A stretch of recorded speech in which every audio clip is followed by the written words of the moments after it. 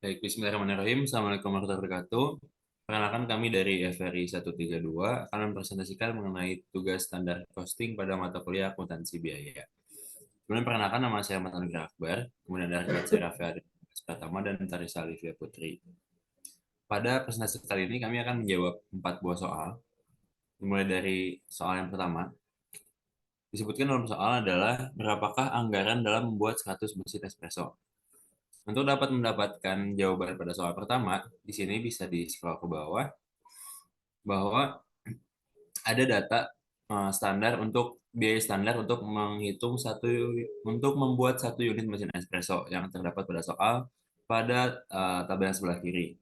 Kemudian untuk membuat 100 mesin espresso kita convert atau kita ubah kebutuhan tersebut dari jumlahnya tadi satu, kemudian ke tabel sebelah kanan jadi 100, kemudian untuk yang kebutuhan 2 menjadi 200. Jadi untuk kebutuhannya tinggal dikali 100 karena kita perlu membuat 100 unit mesin espresso.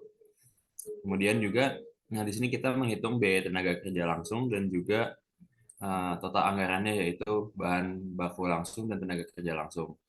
Untuk biaya standar untuk membuat satu unit espresso dibutuhkan uh, total 5 jam operator berdasarkan pada soal dengan harga per jamnya itu 40.000 sehingga didapatkan total dari biaya tenaga kerja langsung sebesar 200.000 rupiah. Dan ketika dijumlahkan dengan total bahan baku pada pembuatan satu unit mesin espresso, maka 200.000 ditambahkan dengan 316.100 berjumlah total anggaran bahan langsung dan tenaga kerja langsung dalam pembuatan satu unit mesin espresso sebesar 516.100 rupiah. Sementara untuk pembuatan 100 unit mesin espresso seperti apa yang ditanyakan pada soal nomor 1, kita uh, ada perbedaan dalam biaya tenaga kerja langsungnya yang dimana total jam operator ketika pembuatan satu unit espresso ternyata berjumlah 500 jam, sehingga 500 dikali dengan 40.000 didapatkan 20 juta rupiah. Kemudian selanjutnya dijumlahkan dengan total bahan baku untuk membuat 100 unit espresso, sehingga total biaya dalam membuat 100 unit espresso sebesar 51.610.000 rupiah. Jadi kesimpulannya untuk soal yang nomor 1 yaitu total biaya dalam membuat 100 unit espresso adalah 51.610.000 rupiah. Oke, selanjutnya dapat dilanjutkan ke soal nomor 2. Baik, di soal nomor 2 ini boleh di-scroll dulu untuk lihat soalnya. Oke, soalnya itu berapakah variansi jumlah dan variansi harga dari bahan langsung dan tenaga kerja langsung.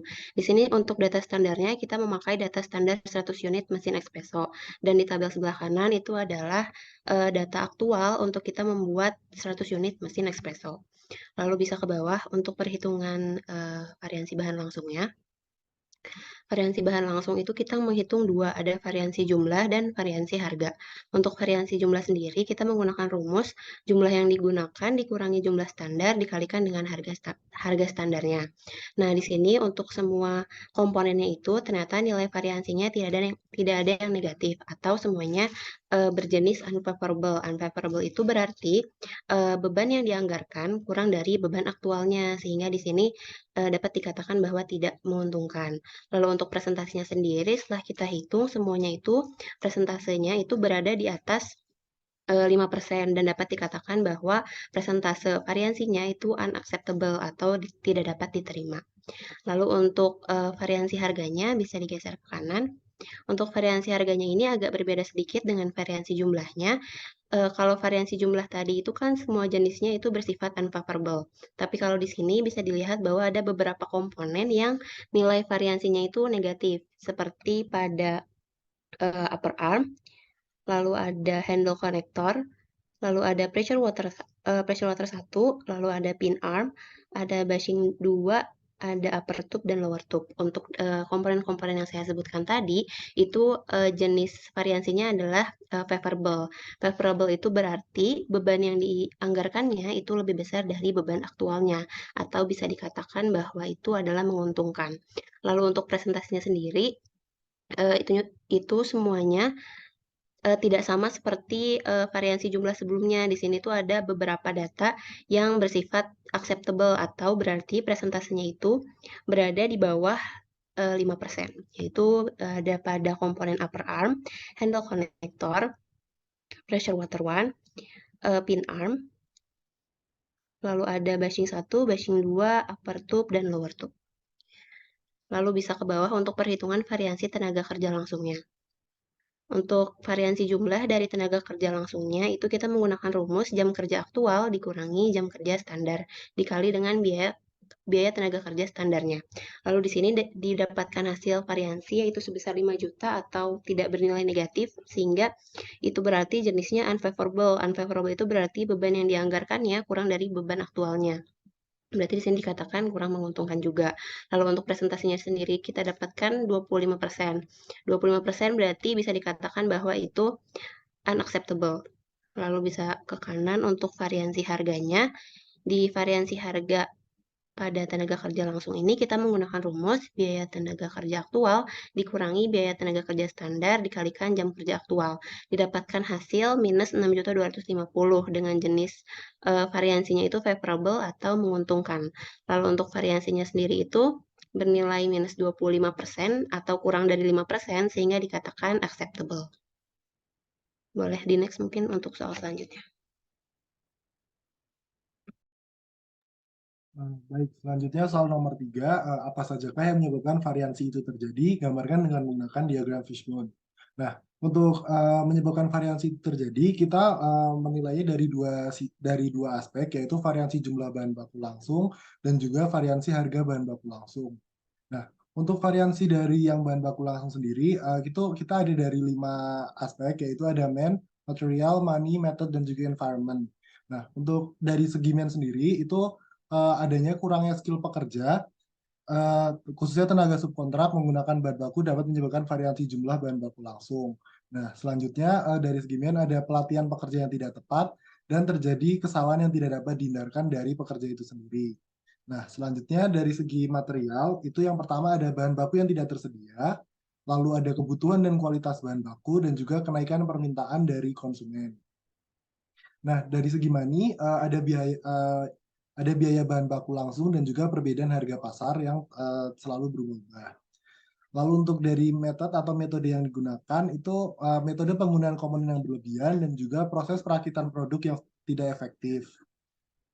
Dan dari segi environment atau lingkungannya, itu ada dari pengawasan uji kualitas dan juga kondisi lingkungan kerja di pabrik itu sendiri.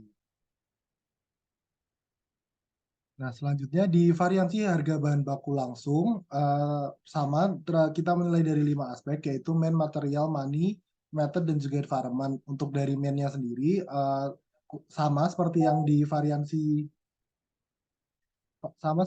variansi jumlah bahan baku, itu adanya disebabkan oleh kurangnya skill pekerja dan juga pekerja yang tidak tepat. Namun berbeda karena untuk mempengaruhi harga sendiri, kesalahan tidak dapat dihindarkan itu tidak mempengaruhi. Nah, selanjutnya dari material itu sama dari 3 aspek, yaitu bahan baku yang tidak tersedia, kebutuhan dan kualitas bahan baku, dan juga kenaikan permintaan.